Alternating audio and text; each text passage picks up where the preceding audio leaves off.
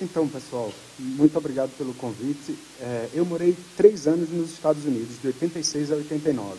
Tive a oportunidade de acompanhar o nascimento de 2 cenas musicais. A do rock funkeado pesado, que revelou Faith No More, Red Hot Chili Peppers e Primus, e a do thrash metal, que revelou várias bandas, o Êxodo, que tocou no Abril pro Rock esse ano, Forbidden, Testament e a maior delas, o Metallica. Eu vi todos os shows que eu queria ver durante esses 3 anos. Estava na hora certa, no lugar certo, no Vale do Silício.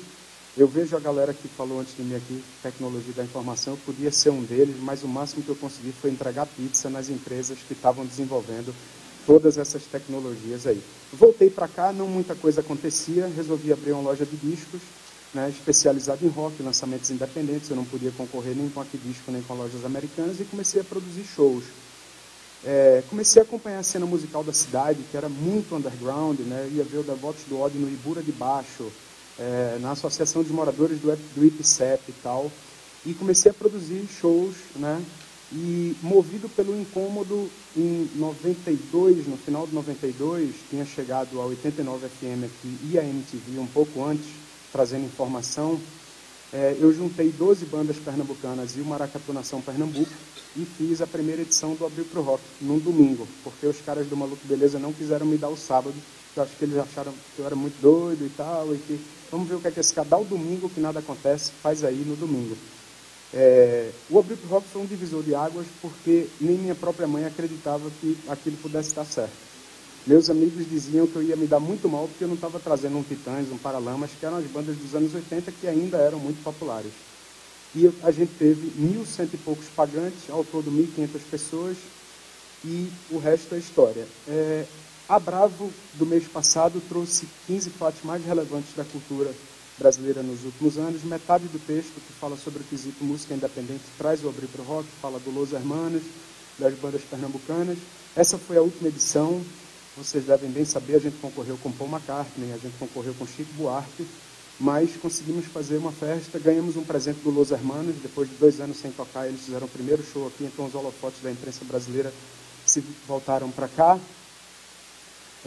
Um exemplo de resistência, realmente muito difícil fazer o festival durante todo esse tempo. A Folha de São Paulo também nos chamou de resistentes.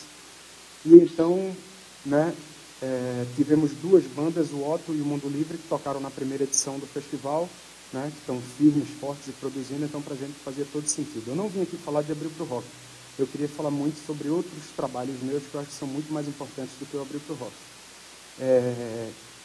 Logo depois do Abril pro Rock, como eu era uma das poucas pessoas que trabalhava com isso na cidade, eu consegui um show para Chico Science Nação Zumbi em Maria Farinha, através da Impetur. E no caminho, o Chico virou para mim e falou: velho, a gente acabou de assinar com a Sony Music, eu não estou dando conta, estou precisando de uma pessoa para trabalhar. Eu não perguntei quanto é que eu ia ganhar, nem qual seria meu percentual, eu só falei: velho, agora, já sou seu produtor, pode deixar, vou assumir, amanhã a gente reúne a banda e tal. E assim começou minha história com a banda. Aquela é uma revista japonesa, que tem o Chico na capa, essa é uma revista europeia.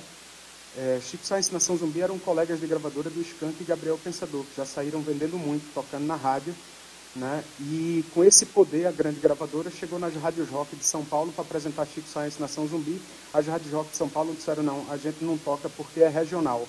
Vocês devem saber, o Nordeste é uma região, então a gente era regional porque era do Nordeste. E as rádios populares de São Paulo, que tocavam a música nordestina, disseram: não, a gente não toca porque é rock. Então a gente caiu nessa ignorância.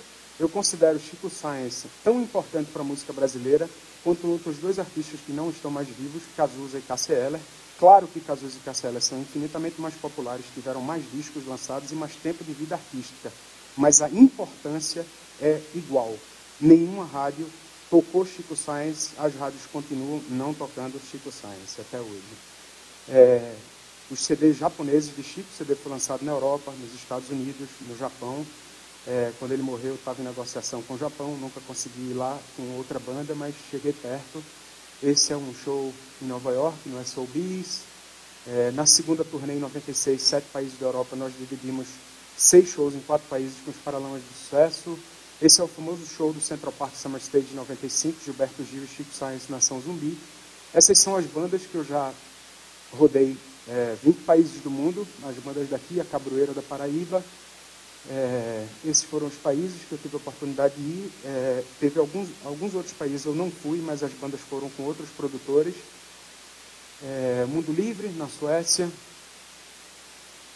Essa foi uma coletânea que a Trama lançou de Pernambuco, e a gente andando em Londres, do hotel para almoçar, e esse cartaz na rua colado nos telefones públicos.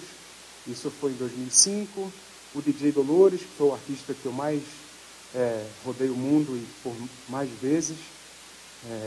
Né, juntos, eu acho que a gente, quase 20 países eu fiz com o DJ Dolores. O Cascabulho, foi lançado pelo selo Piranha, ainda com Silvério.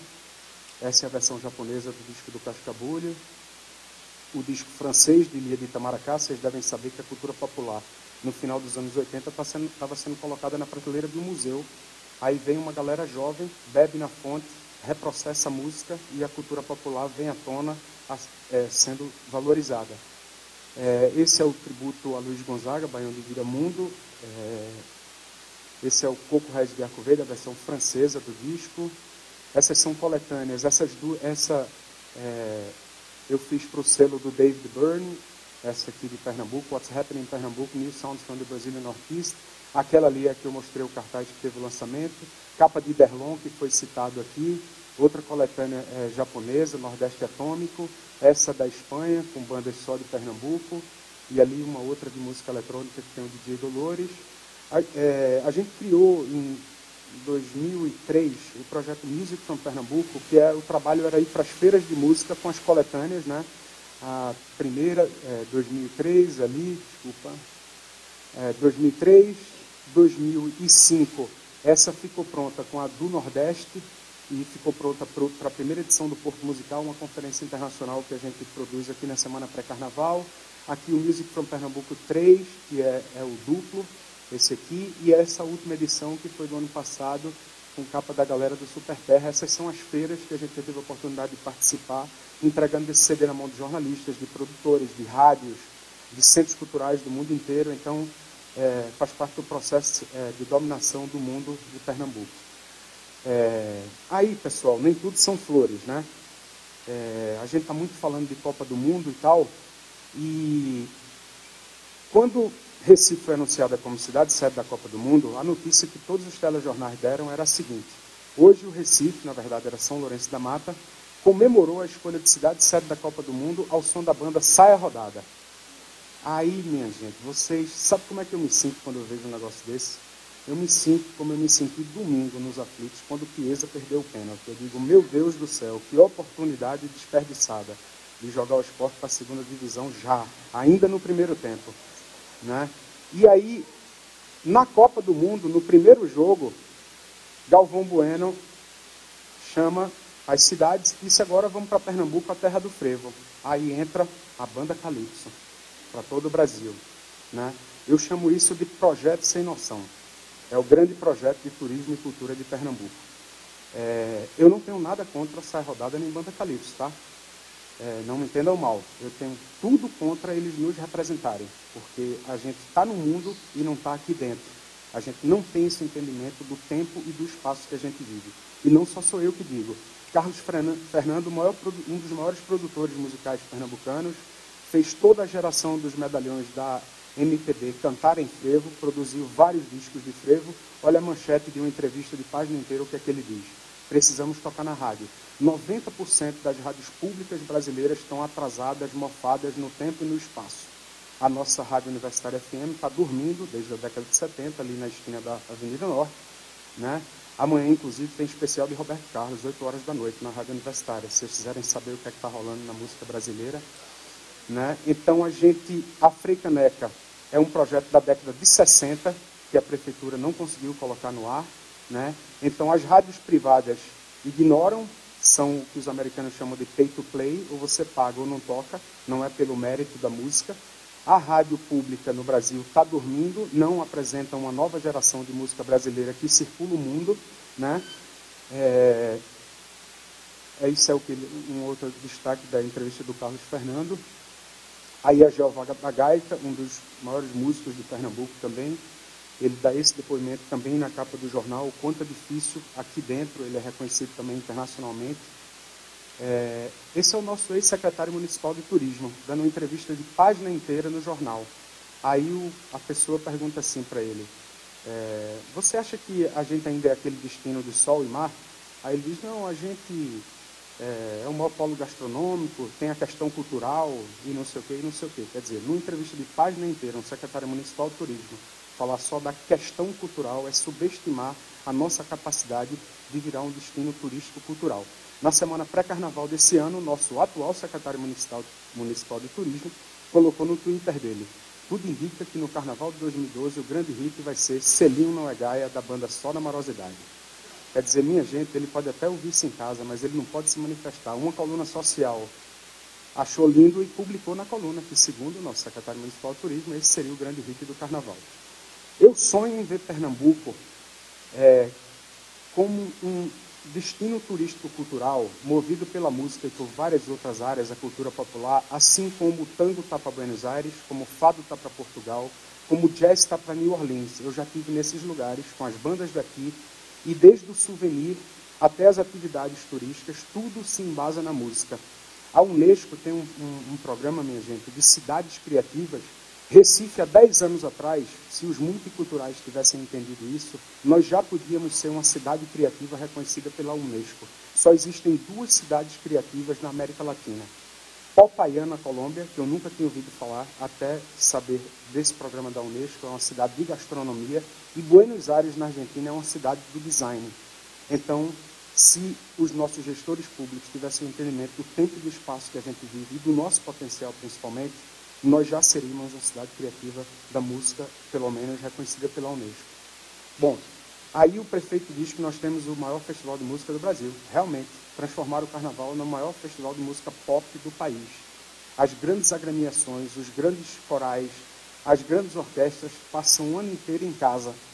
E a gente não tem um lugar na cidade que todo mundo, do taxista ao recepcionista de hotel, diga, olha, domingo, ou na Torre Malakoff, ou lá no Mercado Eufrásio Barbosa, tem apresentações de frevo, de maracatu, de afoxé, de ciranda. Então vocês têm que ir para lá. Isso não existe na cidade, né? Aí, bom, mais matéria, tal, não só sou eu que digo. Aí o que é que resulta? O Pernambuco conhece muito pouco sua produção cultural. Eu nem quis entrar nos percentuais aí, porque eu não vou ter tempo para isso. Mas o prefeito acha pouco e diz mais 7 dias de carnaval. Minha gente, esses dias eles têm que ser divididos ao longo do ano. Condenaram o frevo a ser música de carnaval. O frevo é música, ponto. Por que é que nos últimos domingos do mês a gente não pode ter um desfile de 3, 4 blocos para turistas locais, para todo mundo na Rua do Bom Jesus? Né? Por que não? Por que mais dias de carnaval, se a gente já tem um pré-carnaval gigantesco? Né? Vamos pensar no frevo. E não somos só a terra do frevo. Eu digo que a gente é a terra do frevo e do maracatu, mas só 4 dias por ano, os 4 dias de carnaval. No último dia, apaga a luz, fecha a porta, que no ano tem mais, no ano que vem tem mais. Aí, certamente, os gestores públicos não leram essas matérias, né? Porque a gente sabe que quando as pessoas vêm aqui, eles estão em busca de alguma coisa original. Que eles se emocionem aqui, que levem isso para casa e possam propagar para suas famílias, para os seus amigos e tal. Né? Isso é um caderno de economia. Né? Festas culturais atraem estrangeiros. Óbvio, minha gente. A gente tem um conteúdo.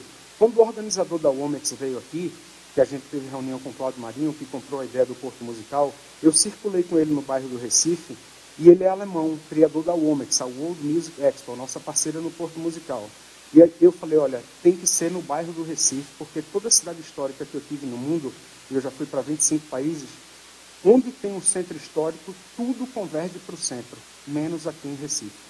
O centro está do jeito que está, mas para mim, isso é para ser, o Porto Musical tem que acontecer no centro.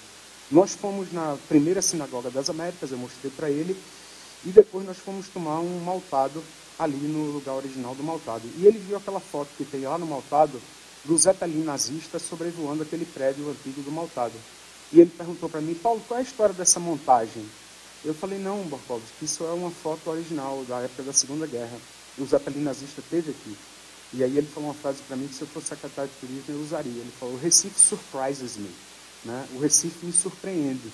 com a história que a gente tem. Então, a gente tem o que outros lugares do mundo não têm e que fazem muito melhor do que a gente, essa embalagem para vender, né? Eu só sou um produtor independente. Esse ano, no centenário de Luiz Gonzaga, eu propus ao Lincoln Center em Nova York, que é o maior centro cultural de Nova York, um tributo a Luiz Gonzaga na programação de verão deles. Eu consegui, para mim, um feito inédito, porque eu faço turnês internacionais há 17 anos e eu só consegui verba do Ministério da Cultura e das entidades de cultura. Eu nunca consegui diálogo com o turismo.